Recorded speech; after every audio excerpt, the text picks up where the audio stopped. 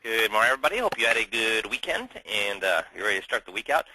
Monday morning call is a great time to be talking about things going well or things going poorly. We'd all like to hear both those things, and if it's things going, if you're having some stumbling blocks, now is a great time for us to take care of them, because then we can take care of them not only for yourself but for everybody. So if you have any questions, concerns, things you want to talk about, go ahead and type those into the question box, and we will address those. Otherwise, we'll go ahead and get started. So, and then Missy will check in with me and make sure if any of you do relate some things you want to talk about.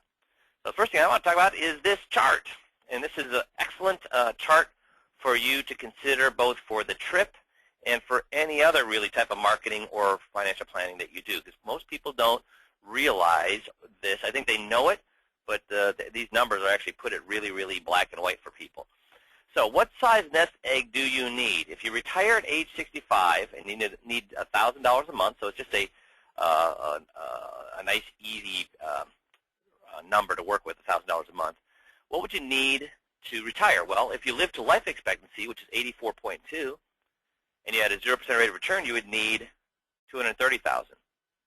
If you got a 1.5, you'd need $200,000. Made 4% on average, $160,000, or made 6.5%, $131,000. Look at the huge difference between the amounts that you need. And during the decade, during the 2000s, what was the average rate of return? Is it closer to 0, or is it closer to 6.5 over the 2000s? Which one? It was much closer to the 0, wasn't it? Exactly, Bill. So if you go to the 75th percentile, which is where the 75% of the people will, or if you're in the top 75%, you'd live to age 90. Well, then you go from 301,000 all the way down to 148,000. So this is a huge difference. And do people know what kind of return they're going to get? No, they don't know what kind of return they're going to get. So they darn well better, and as we point out with the trip, we've talked about the people have a double whammy. They have a double problem. It's not just with the trip, but the trip solves this problem, but it's with any retirement planning, and not enough advisors talk about this. So what age is the average widow or widower, does the average person become a widow or widower in this country? What age? See if you guys have been listening to my presentations the last month. What age is the average widow or widower? 58, right, Kevin? 58, everybody's getting it. 58. So 58 and a half, 58. But on the other side, what's the likelihood that you're going to live, if you that one of a couple is going to live to age 90? That one person out of the couple will live to age 90. Is that high or low? Great, exactly. High. So people have a double problem, don't they? First of all, there's a high likelihood that they're going to become single sooner than they thought, because most people don't think it's 58, do they? They think the widower would be closer to 70. So there's a high likelihood they're going to become single much sooner than they thought, which means they're going to have less income than they thought for much longer than they thought. So let me say that again. They're going to become single much sooner than they thought, so they're going to have less income because they're going to receive only one Social Security check, less income for longer than they thought, for much longer than they thought. So this is, this is a nice little check to have, or table to have in your back pocket when you're talking to people about, if they live to age 84, 90, 97, and they don't know what kind of rate of return they have, they better have what in their back pocket? Question, what's the 75th percentile? If you're in the top 75%, you will live, so a quarter of people will live to age 90, that's what that's saying. So if you're in the top 75%, that means that you beat 75% of the people, means you are in the top 25%, which made it to the 90, and if you're in the top 5%, you've made it to age 97. Does that make sense? And look at the huge differences that you have and what you need. And so do you understand that's what the trip does? Because you're going to become single much sooner than you thought, and you're going to have much less income than you thought for much longer than you thought, the trip boosts that immensely, because it takes your rate of return from what? From a volume of 2, if you were planning on 131, the trip would bounce it up to what? Whatever you have the trip benefit for. It could be 180, it could be a 285, it could be whatever, which is much better than even getting a higher rate of return, because having that tax-free big chunk hitting That's going to alleviate all of those problems with becoming single earlier than you thought, getting less money than you thought for much longer than you thought. Did you get that, guys? So this really puts we all know it intuitively, but this really paints those numbers on how much difference there is. Look at that. You need almost twice as much money if you lived in the top 5%. If you lived to the top 5th percentile at age 97, you need more than twice as much money if you're going to get a 6.5 versus 0% rate of return. And do we know what the next 10 years are going to give us? Do we have any clue what the next 10? No, we have no clue what the next 10 years are going to give us. So that's why we use the TRIP, because we know exactly what it's going to give us. Okay. So we'll go on to what our main topic. So any questions on that? What is cost of real annuity? That's they were using this. I pulled this out of Advisor. I don't know what magazine it's. Advisor1.com. It's actually I pulled it out of a magazine. I think it's one of the industry mags. So they're talking about it here that an annuity generally, an immediate annuity will make you about 1.5% rate of return. So that's the cost of a real annuity there. Yeah, and Glenn points out these amounts need to be even higher due to taxes, because most people have their money in where? In a qualified money. So you're exactly right. Exactly right. So I want to talk a little bit about do-it-yourselfers. We try to avoid do-it-yourselfers for the most part, but sometimes we have to do that. But that's why our Take Your Brain for a Jog is written the way it is to avoid do-it-yourselfers. If you do a straight financial workshop, you're going to get lots of do-it-yourselfers. That's the reason our newsletter is written the way it is, because do-it-yourselfers read the financial newsletters. Ours are not financial. They're more written for everyday use, that they actually get an idea every single month on how to make their lives better. It's on the fringes of finance, but it's not going to be financial per se, because if you use these fancy schmancy 4-color glossy newsletters that they charge you an arm and a leg for, they're talking about what? All financial issues. All financial issues. And if the only people who read financial newsletters like that are who, guys? Oh, they want to know if this slide is hung on the 5Q website. No, but if you want this slide, you can email us and we'll email you a copy of it. So what was I talking about? About the newsletter, right? So what kind of people read the financial newsletter? The fancy ones talking about Kratz and family limited partnerships and bonds and whatever else. What kind of people read those? Yeah, do-it-yourselfers, Kevin. You're exactly right. Do-it-yourselfers, brokers, do-it-yourselfers. Everybody's answering right. Yeah, exactly. So we don't want those kind of newsletters, because when I learned my lesson is I had a guy come into my office, wanted to talk about family limited partnerships because I was using one of those fancy newsletters. And after we got through an hour-long conversation, guess how much money I found out he had?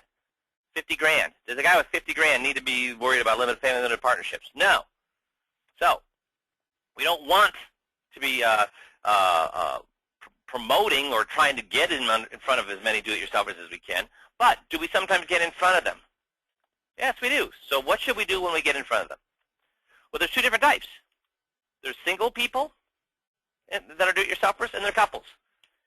And with single people, if they love doing it themselves, if they love researching all this stuff and finding their investments and following their investments and doing all that, what should you do with them, guys? Should you try to convince them because they're making mistakes? Should we try to convert them? Yeah, say goodbye, Kevin. Exactly right. We say goodbye. Now, we've also come across people who maybe got clobbered or are getting tired or getting confused, and they just said, what? I don't want to do this anymore. I don't want to touch it anymore. I don't want to be dealing with this anymore. Well, those single people I will work with. But if they love it, I'm not going to try to convert them. I'm not going to try to tell them that I can do it better than them, because I could tell them till the next blue moon, and what's going to happen? Nothing. So I don't want to work with those single people who love doing it themselves. Now, for the couples, how I treat them is I go for a specific dollar amount. Because I can leverage with a couple. You know, I always ask this question. You guys always laugh when I ask this, but when we have a couple, are both of them do-it-yourselfers, or is one of them a do-it-yourselfer? Are both of them do-it-yourselfer? Yeah, one is. And does the other one really believe that their spouse is a genius financial predictor of what's going to happen? No, exactly right. Their spouse doesn't believe that their partner is this unbelievable investment or investor, but they don't feel like they know enough to challenge them.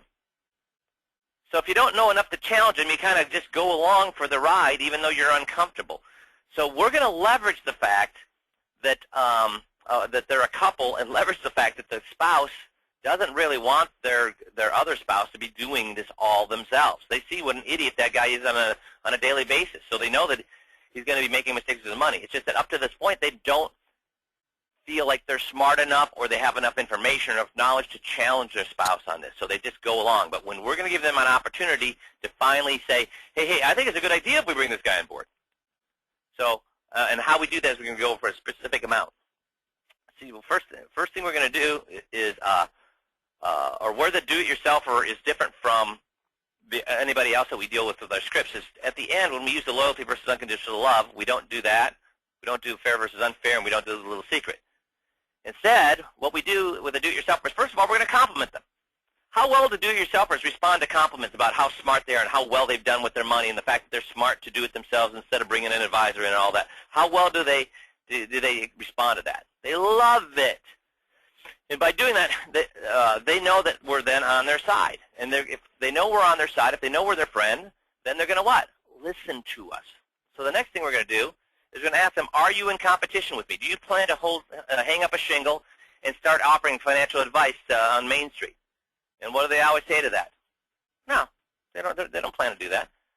So here's where I bring the spouse into the conversation. I'm saying, so here's what I found, because I've worked with lots of people over 2 decades, and here's what I found is that the reason you're here is not because you need help. You're doing a fantastic job. You're doing a great job of managing the money. The reason you're here is because, and then I'll turn to Mary and say, Mary, do you take care of the finances? And she'll say, no, he takes care of that. Yeah, right, because you're busy doing other more important things, right? I mean, you're splitting up the tasks. So I go through this whole conversation about how they split up tasks. It'd be silly for them to both go to the grocery store. It'd be silly for them to both hold on to the handle of the lawnmower at the same time to mow the lawn. They split up tasks. And his task is to take care of the money, her task is to take care of whatever else. I let her talk about that stuff. I say, right. So my understanding, Bob, the reason you came here is not for today and to get help today. You're doing a great job of that. It's to make sure that you have somebody that you trust if something happens to you that Mary can rely on, isn't it? So what have I just done? I've painted him into a corner. It's the only thing he can say at this point. And again, I've done the abridged version. It takes about 5 minutes to do this, but I'm going to make sure that, I'm going to say the real reason, Bob, is not for you. You're here to protect Mary. So if something happens to you, there's somebody that's here that you know understands what your goals are, who you trust, who handles money the way you like handling money, to protect who? And they're back in the corner. They have to say, well, we have to protect Mary. So that's the real reason you're here, isn't it? And if they say anything but that, they look like a what? A putz. They don't want to look like a putz, so they say, yeah, absolutely. So I say, well, here's the thing. I treat you differently than other brokers, because if you had or other people with brokers, because if you had a broker, here's the thing. I spend thousands of dollars a year, $7,000, $8,000, $9,000 a year to fly around the country, to go to symposiums, to buy or to enroll in courses to keep me on top of my game, to make sure I'm on top of all of the new things that are being offered out there. Make sure I'm on top of my game and on all the new techniques and methods that are out there. So I spend all that money, time, and effort away from my family to make sure I'm taking great care of my clients. And a lot of my competitors, in fact, I'll say almost all my competitors, they don't invest that kind of money in their education, in keeping on top of things, etc. So I don't want to educate my competition. Now, you told me you're going to go in competition with me or not go in competition with me. Well, not go in competition with me. Exactly. So I treat you differently than people with brokers, because if you had a broker, I'd say you either move all of the money or I'm not working with you, because I don't want to educate my competition. But because you don't have a broker and you're not going to compete with me, I can treat you differently than other people. I just require you to move, and the dollar amount you're going to decide for yourself, guys. I mean, I started out with $50,000, and I moved all the way up to $125,000, my minimum. So you're going to give them the minimum. See, all it requires that you move $100,000 in order to become a client. So what my question to you is, if you, out of your $400,000, if we found a way to a better home for $100,000, not all of it, but just $100,000 out of the $400,000, if we found a better home for that met all your parameters, that had a lot more advantages for you than disadvantages, all the things that you want it to do, would you be willing to part with $100,000 out of $400,000? And then I'm going to explain to them why I require $100,000. And I'm going to say, well, and just so you know, the reason I require $100,000 is this: is I can only take care of 300 clients. So I'm capping my clientele at 300 clients. And so I have to make sure that all 300 clients at least have $100,000 in order for me to spend the time with them, because they expect me to spend a ton of time with them. They expect me to be able to be on the phone and answer their questions. They expect me to see them on a regular basis. They expect me to take care of them in a good manner or a lousy manner. They say, well, in a good manner, exactly. So here's the thing. I've made these promises to these people up front. Should I or should I not follow through on those promises? And what do they say? No, you should follow through on those promises. Yeah, exactly. So if I say, listen, I only need $50,000. See, right now my minimum is $100,000, and I only have I'm going to cap it at 300 clients. If I say my minimum is $50,000, then how many clients will I have, or will I have to have? 600, right, Kevin? 600. So that means I'm going to have how much time? The same amount of time, or half as much time to take care of my clients? So do you think all my clients, after I promise them I'm going to take great care of them, and I tell them I'm going to only spend half as much time taking care of them, are they going to be happy or not happy? Well, they're going to be not happy. So what I'm doing is I'm asking them a bunch of questions to have them tell me why my minimum makes sense. I'm not going to tell them that $100,000 makes sense. I'm going to let them, or make them, tell me that $100,000 makes sense. And also, think about this, guys.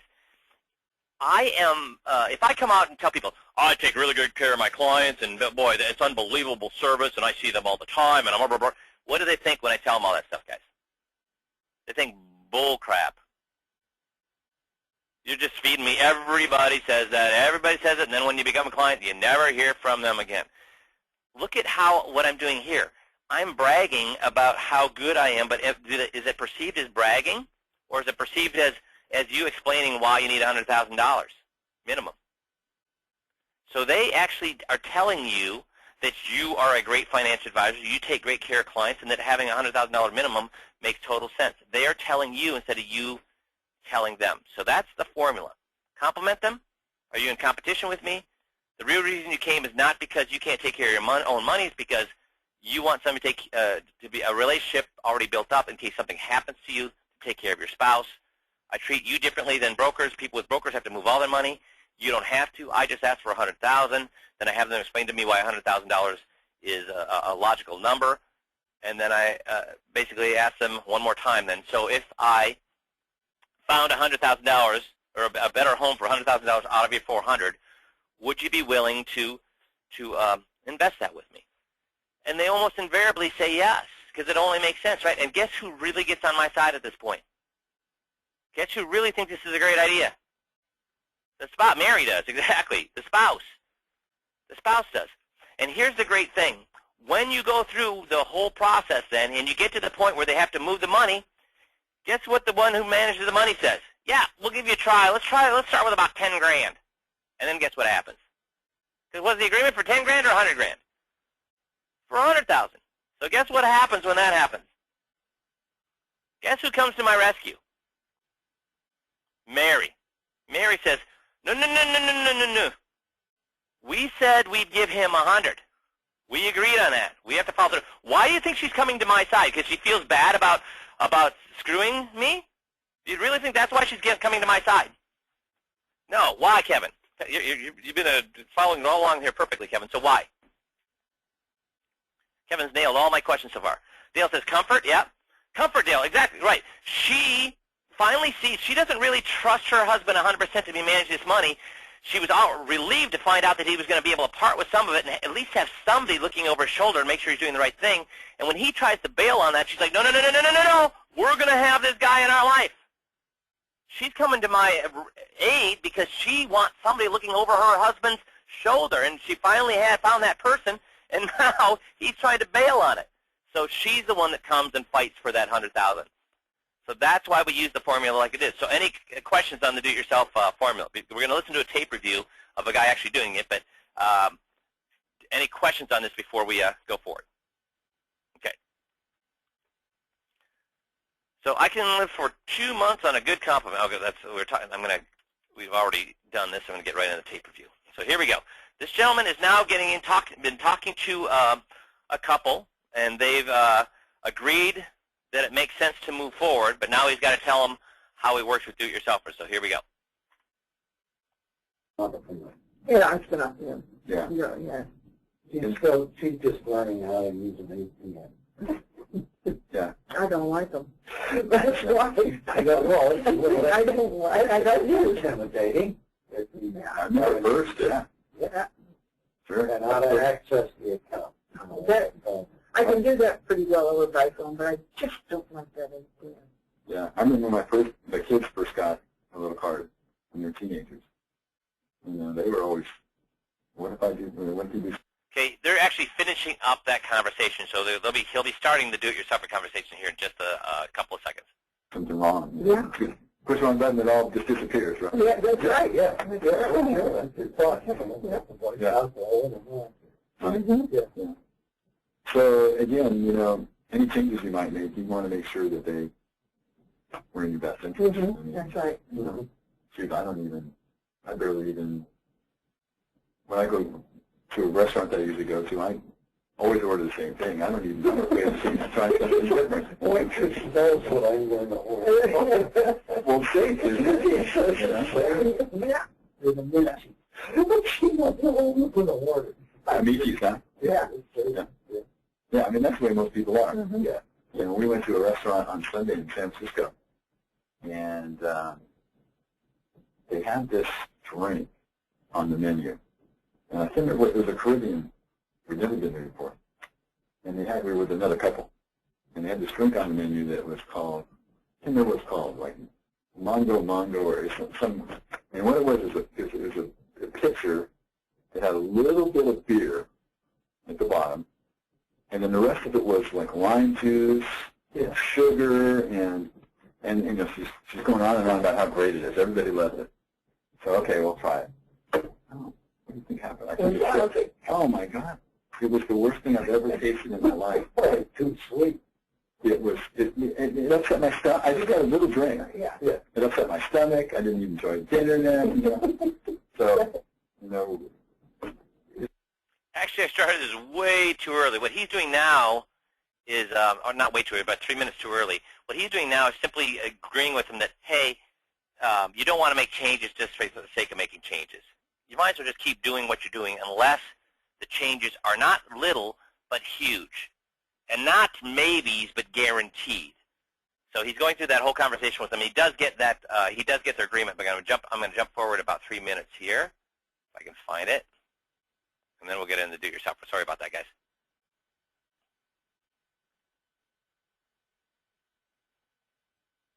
Okay, here we go. I require to put together a plan for them. I require that they move all their money. I'm going to back it up a little bit. Can I tell you why? Mm-hmm. That's it. Well, you know, for people in your situation,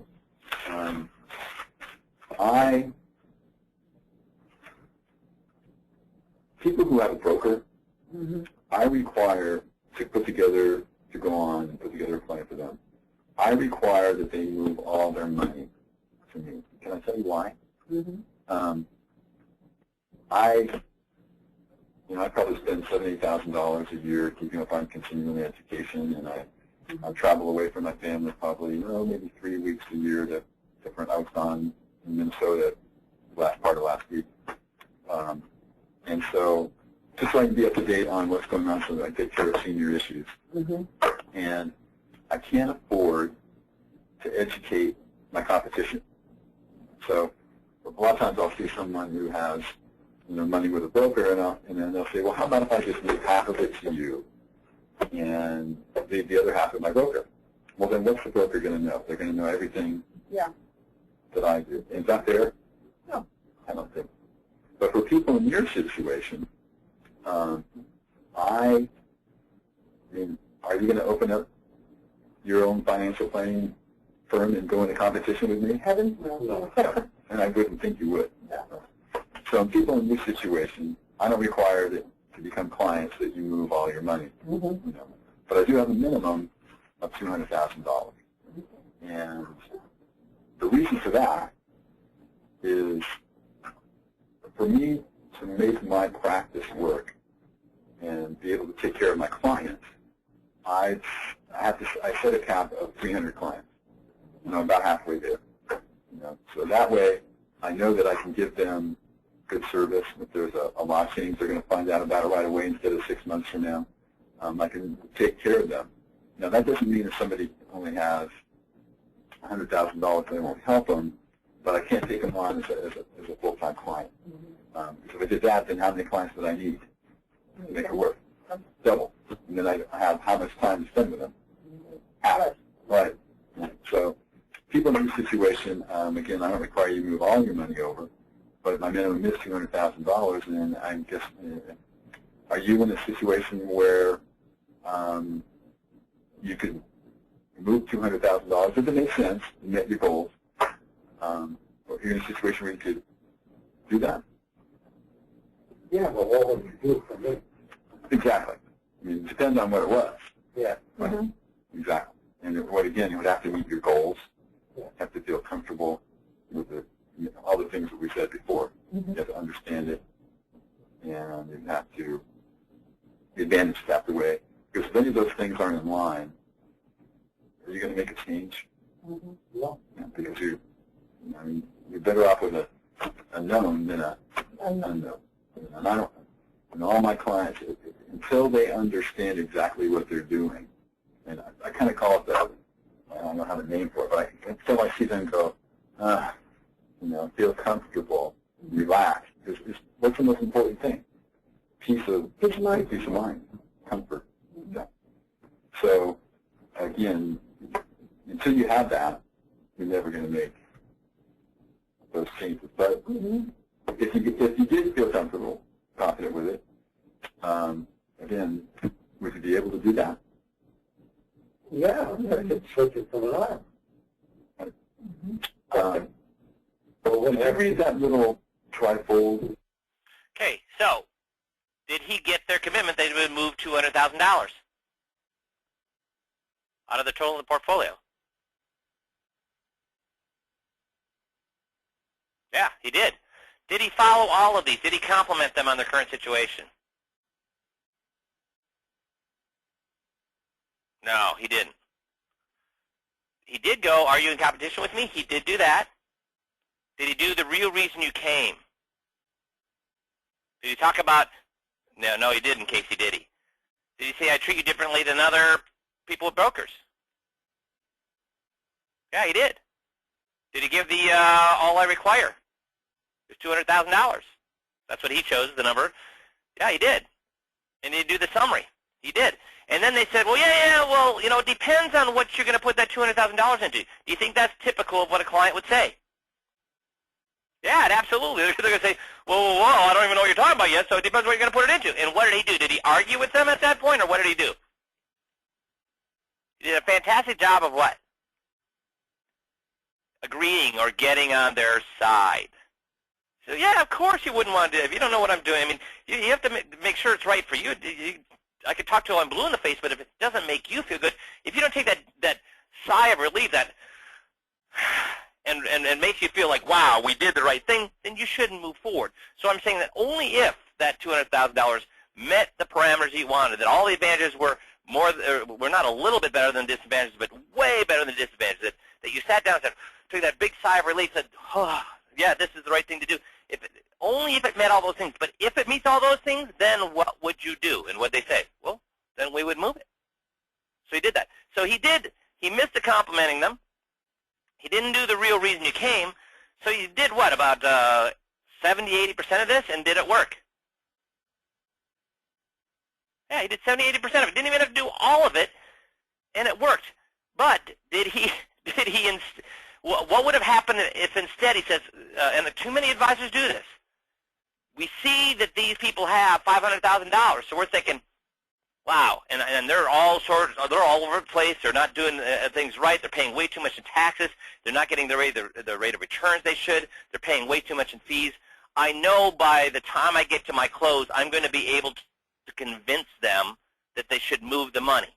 If I wait until I've done all the work and I've shown them all of my great suggestions, and then I try to get the money or an agreement on the money, what's going to happen? Nothing. You're right, Kevin. They're going to argue and say what? Well, no, thanks. Let me think about it, all sorts of other things, but they will not move the money because there was never an agreement up front. And if I say, well, I did all this work for you, what do you mean you're not going to move anything? What do you mean you need to think about it? If I did all this work for you, what do they say? Well, you offered to do it for free, so guess what? Thanks for the info. And they start to get mad because then it kind of looks like you're an Indian giver. You offered to do all this second opinion for free. You offered to do all this work for free. And then when you did it and they took you up an offer, then once you do it, then you're like taking that gift back saying, no, there's an obligation for that. And that makes them happy or even more pissed off. They leave you gladly. They say, we escaped from a schmuck. He lied to us. He said it was free. He tried to hook us in, and then he tried to tell us that, no, now there's an obligation. You don't ever want to get into that situation. Get the obligation up front, not just with do-it-yourselfers, but with everybody we work with. Don't do any work for them until you got that agreement and obligation done up front. So this is how we do it with the do-it-yourselfers. And Dale Terrell says, that, yeah, most important question is number 3. Yes, I absolutely agree with you, Dale. He skipped over that, and he shouldn't have, because if he needs help down the road, he has no place to go back to get her on his side. So you're absolutely right. He missed that portion of and it still worked, but what he's done is if he needs help, if this guy tries to welch on the agreement when he delivers the goods, and he wants to say, well, I don't know about 200,000, let's do 10,000. He hasn't laid the groundwork to get her or give her the ammunition she needs to get on the advisor's side to lock down her hubby. So you're absolutely right. This number 3 is a really big reason. It's a really big thing that you want to make sure happens. So do you want to listen to it? It's only about 3 minutes long. You want to listen to it one more time? Would that be helpful or not? See if we get some feedback on that. Don't need to. No. Would you like me to do it with Jeff as the client and go through the whole thing as it should be done? Okay. So Jeff, can you? Yep, okay, I'm here. Yes. Okay, super. So we're going to assume that you're there with Rochelle, okay? Okay. Well, Missy, can you clear up and you can be Rochelle? Sure can. Okay. So I say, well, so we've now gotten the agreement that if things made sense, you would move forward. So we've got that agreement, but we haven't come to the money agreement so far. So I'm going to say, well, first of all, Jeff and Rochelle, you've done or I'll just call you Jeff and Missy. That's easier. Jeff and Missy, you've done a fantastic job of taking care of your money. And think about this. I mean, you've got some great returns the last few years, and if you think about it, taking care of your money is the right way to do it, because I see people all the time, and I'll see some people with some of their money being managed by themselves and some of their managed being money by the broker. And guess what? 100% of the time, I find, which account do you think does better, the one they manage by themselves or the one done by the broker? 100% of the time. I would guess the one done by themselves. Yeah, You're that's what I right. think too. Yeah, it's the one done by themselves, and it only makes sense because who cares more about your money than you? Yeah, nobody. No one. And then think about it. If I've got 150 clients or 200 clients, how much time do I have to spend on each one of their portfolio? Not Not much. very much. How much time can you spend on your portfolio if you're only taking care of one portfolio? Not as much as I need. A lot, right? Right. So I think you've done a fantastic job. Now, a lot of you guys are sweating now, saying, I would never tell that to a client. If I tell that to a client, guess what I've just done? I've locked myself out of the deal. Guys, who are we talking to here? What is the status of Jeff and Missy? What kind of investor are they? Do-it-yourselfer, Kevin, exactly. So when I'm telling them the do-it-yourselfers are smart, what am I doing? Should I try to convince them that they haven't been doing a good job, or that managing their own money is stupid, or that do-it-yourselfers are going to get all sorts of trouble? Or should I, yeah, you're boosting their ego, exactly. You're complimenting them, exactly, Casey. So what I'm doing is I'm telling them what's already going on in their head. So if I'm telling them what's already going on in their head, what do they think about me? That I've got an agenda, or that I'm smart and that I'm a friend? And boy, there's nothing smarter than the guy who thinks like me, right? So how smart do they think I am? They think I'm brilliant. Okay? So, I mean, you've done a fantastic job, Jeff and Missy, managing your own money. But can I ask you a question? Sure. You've done a fantastic job managing your own money, but do you plan on going business and start managing other people's money? No, Not at I have all. no plan to do that. Yeah, you're not going to open up a shop down on Main Street and start doing financial planning for everybody else out there? No. Well, and the reason I ask that is because, I don't want to be educating my competition. So I just want to make sure that you're okay with that. And I'm going to take a wild guess here. Do both of you take the money, or who primarily takes care of the investing at your household? Primarily me. Yeah, I mean that's the way it is in my household too, because there's only so many hours in the day, right? Right. And I'm imagining Jeff and Missy. When I mow the lawn, I don't mow the lawn. My wife and I mow the lawn together. She grabs the right side of the lawnmower handle. I grab the left side of the mower handle. Do you think that's how we mow the lawn? No. No, I'm sure not. That would be what? Ridiculous. That'd be It'd be ridiculous. Wasteful. How about and some people like to grocery shop together, but most people do what with grocery shopping? Split up. just have one person go. Yeah, they split it up. I mean, there's a lot of stuff we need to get done all week long, isn't there? And do we do the tasks together, or do we split up that workload? Split it.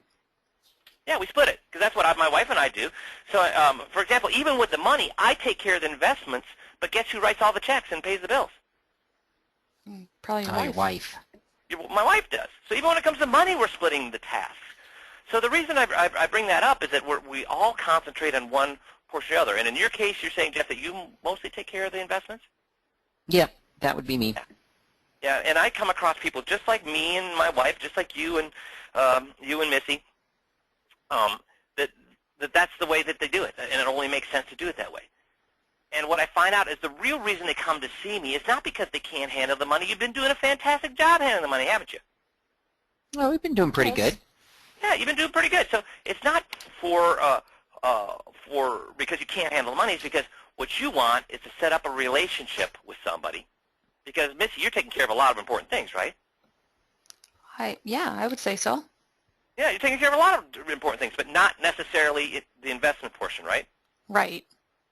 Yeah, and I find that over and over with couples. So what I find is they come to me not to take care of their money right now, but to start to set up a relationship with somebody who they can trust, who they can get to know, who they can see how they work, so that if something ever happened to you, Jeff, that you already have somebody built in to take over that portion of the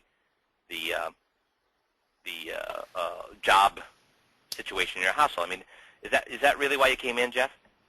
Yeah, I mean, that's certainly one of the reasons, absolutely. Because here's what I found. What do we found of who, with a couple, dies first, the male or the female? Men. You know what? It's not right. I don't care what science says, it's not right. Because here's what I found after working over 2 decades in the industry. You know who dies first? The person who's taking care of the money dies first. I don't care if the wife is the one that takes care of the investment, she dies first. If it's the husband that takes care of it, he dies first.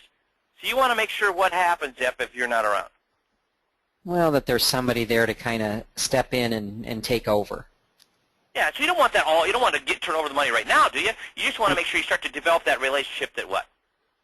Well, if something happens, then there's somebody there that can kind of take care of things. So, guys, did I ask a open-ended or a closed-ended question there? A summary question or an essay question?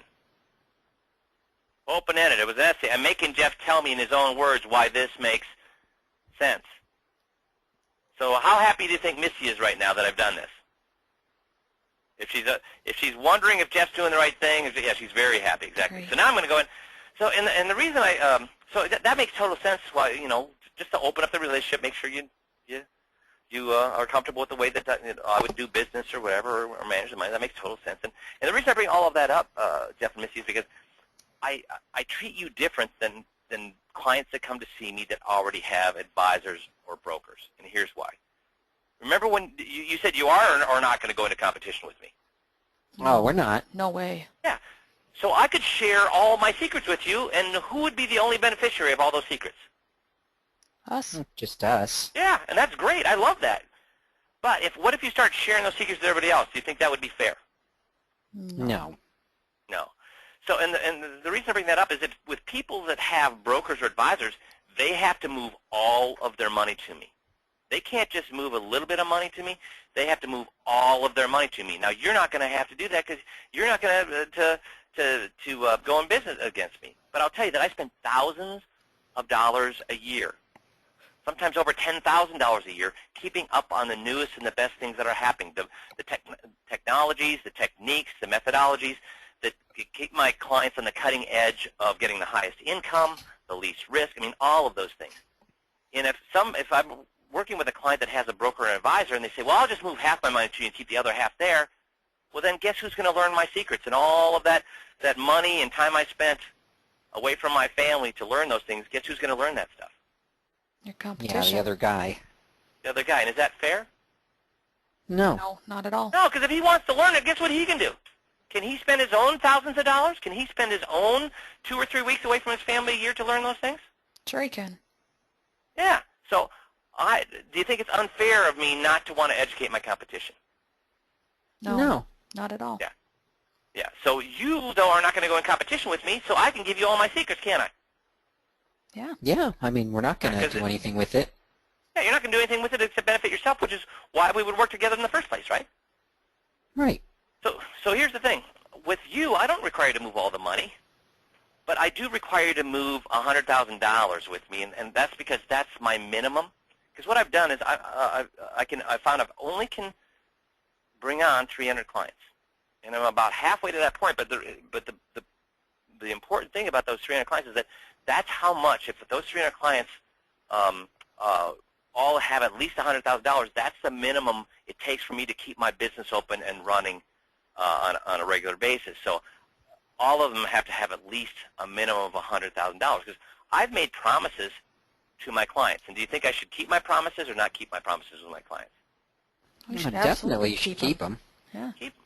And my promises are that when they call me, guess when they get a call back? Right away. Right away. Right away. If they want to see me on a regular basis, I should be seeing them on the regular basis, shouldn't I? Absolutely. Yeah, for sure. And I should deliver all the service and all the things that I promised them up front. And in order to do that, I have to have all my clients at least have $100,000 minimum. Because if they had, well, let's say they just had half that much. If I had a $50,000 minimum, then instead of 300 clients, how many clients would I have to have? 600. Double. 600, double, 600. And if that's the case, then how much time can I spend with them? Not nearly Not as as much. much. How long is it going to take me to get back to them? It's going to take longer. Yeah. And is that what I promised when they came on board? Not at No. all. So I better darn do what if I promise something? Keep your promises. Keep your promise, yeah. Yeah. So that's why I have a $100,000 minimum. And so in order for me to work with you, in order for us to start to work together, see if we work well and have that kind of safety valve that if something ever happened to you, Jeff, that I could at least help to step in and get Missy started and up and running to take care of it herself, I need at least $100,000. So my question to you is, if we could find a place out of your $400,000, if we could find a place for just $100,000 that was met all your parameters, that gave you all the things that you wanted, that met all your that had a lot more advantages than disadvantages, that did everything you were looking for. If we found a place for that $100,000, would you be willing to work with me with that amount at this point in your life? Yeah, I mean, if think it makes sense, yeah, absolutely. Yeah, I mean, if it makes sense. If it didn't make sense, then what should you do? Well, then we Do wouldn't do nothing. anything. No. And making sense means that what? That you understand it? Yep. That the advantages and disadvantages about even, or the advantages totally outweigh and blow away the disadvantages?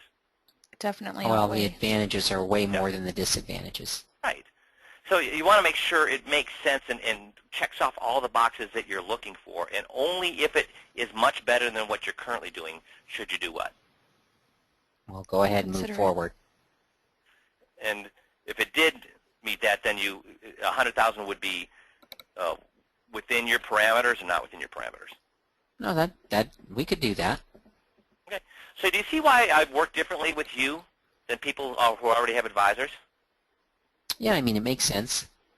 Yeah, and why do I treat you guys differently? Well, because we're not going to take your secrets anywhere. We're not going to go off and Go into competition with you. share them with Yeah, anybody else. Right, exactly. You're not going to go in competition or share them with anybody else. And do you understand why I asked for $100,000? Again, only if it meets your parameters, but a minimum of $100,000? Yeah. Yeah, and why? I mean, I just want to make sure you don't think I'm being an evil guy or whatever by asking this. Why do I ask for at least $100,000? So you can Well, you keep want to your make sure that client base. you're taking care of your clients.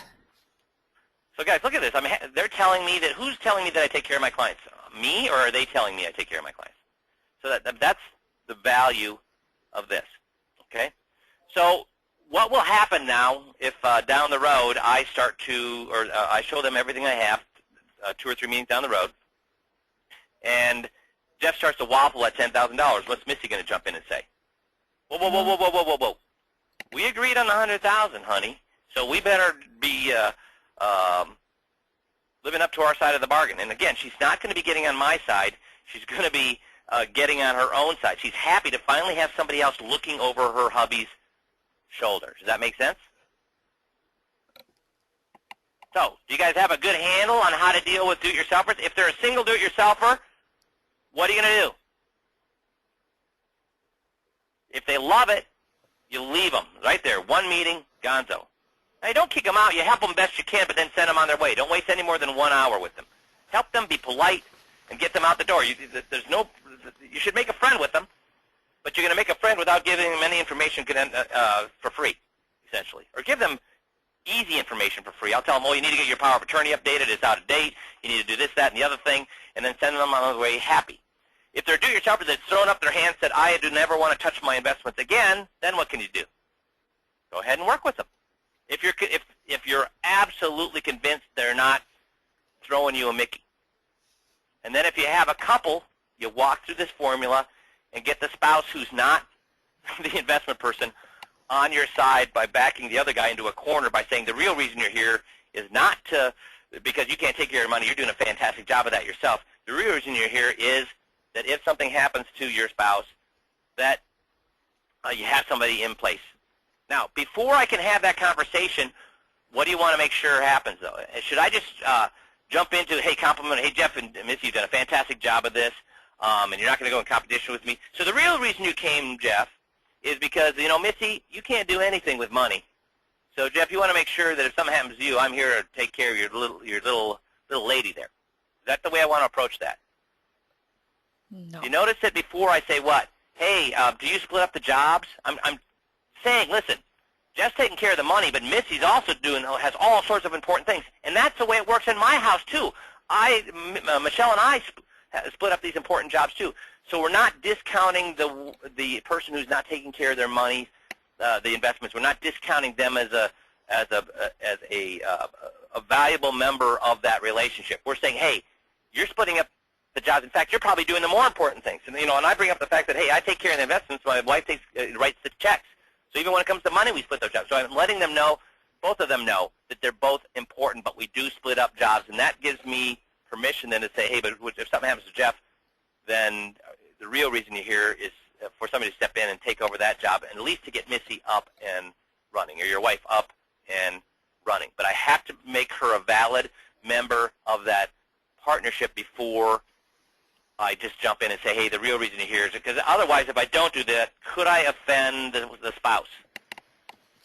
You see how you could offend? Yes, you could. And then Dale's asking the question, should you ask for non-do-it-yourselfer referral? Oh, yeah, I mean, anytime I help somebody out, like if he's asking, well, let's say I have a single do-it-yourselfer, I've decided I don't want to work with them, so I tell him, hey, you need to get your power of attorney updated. Here's a survivor's guide that you can find handy. So I send him home with these helpful things. And then I always end every conversation where, let's say they don't have enough money to work with me, or they're a do-it-yourselfer. I always end the conversation with this. I always say, so can I ask you a question, Jeff? Yeah, sure. Did I try to beat you about the Head and Shoulders to become a client of mine? No. No. Did I try to shove some investment down your throat? No, we didn't even look at any investments. Yeah. So, I mean, overall the experience was good or bad, or? It was good. And you learned some things, taking some things home and put you in a better position? I think so, yeah. Yeah. And the reason I ask that is a lot of people won't make appointments with me because guess what they're afraid I'm going to do? Wrestle them to the ground and try to make them buy something from me. Did I do that with you? No, you didn't. No. So if you would do me a huge favor, if I sent you home with a self-addressed stamped envelope, would you write a note telling how your experience was, whether it was helpful or not, whether I tried to strong-arm you or wrestle you to the ground or anything? And would you be willing to, if I sent you home with a self-addressed stamped envelope, write a little note like that and send it back to me? Yeah, I could do that. Yeah. So, guys, I had a book full of 150 letters on my coffee table before I become an RIA, because the RIAs can't do this, but as a registered rep or as an insurance agent, you can do this. So guess how many of those letters, those 150 letters, were from people who weren't even clients of mine? Most of them. So absolutely. And see, the trick is sending them home with a self-addressed stamped envelope. When you send people home with an envelope with a stamp on it, guess what they feel? It's weird. Guess what they feel like they have to do? They have to send that back.